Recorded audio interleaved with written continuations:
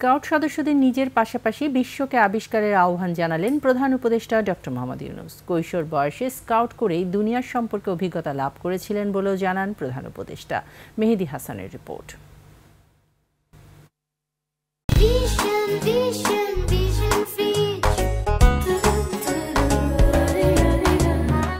বাংলাদেশ স্কাউটসের দেশব্যাপী কাপ কার্নিভালের উদ্বোধন ও শাপলা cup award বিতরণে প্রধান উপদেষ্টার কার্যালয়ে এই অনুষ্ঠান। শুরুতেই প্রধান উপদেষ্টাকে ক্রেস্ট তুলে দেওয়া হয় বাংলাদেশ স্কাউটসের পক্ষ থেকে। এরপর প্রধান উপদেষ্টার হাত থেকে শাপলা কাপ অ্যাওয়ার্ড নেন বিজয়ীরা।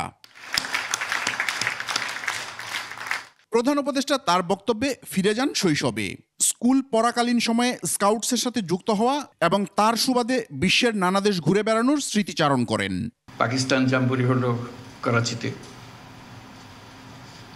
1952 সালে। তখন বাচ্চা ছেলে, খুব উৎসাহ নিয়ে গেলাম। তারপর থেকে একটার পর একটা জাম্বুরি আর রেলির মধ্যে ঢুকে গেলাম। বিশ্ব জাম্বুরি হলো কানাডাতে 1955 সালে, 15 বছর বয়স তখন। স্কাউটের সাথে জড়িত শিক্ষার্থীদের জন্য এ ধরনের নানা সুযোগ অপেক্ষা করছে বলেও জানান তিনি।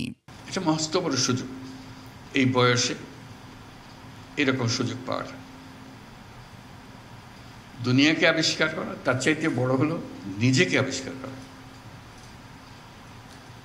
না হলে গদবাঁধা জীবনে, ছাত্র জীবনে নিজের সঙ্গে পরিচয় হওয়ার আর কোনো সুযোগ নেই। মানুষের ভবিষ্যৎ কি হবে তা কৈশোর বয়সেই ঠিক হয়ে যায় বলেও উল্লেখ করেন ডক্টর মোহাম্মদ ইউনূস। ভবিষ্যতের পৃথিবী রচনা করতে পারো। মেহেদী হাসান, 21 টেলিভিশন, ঢাকা।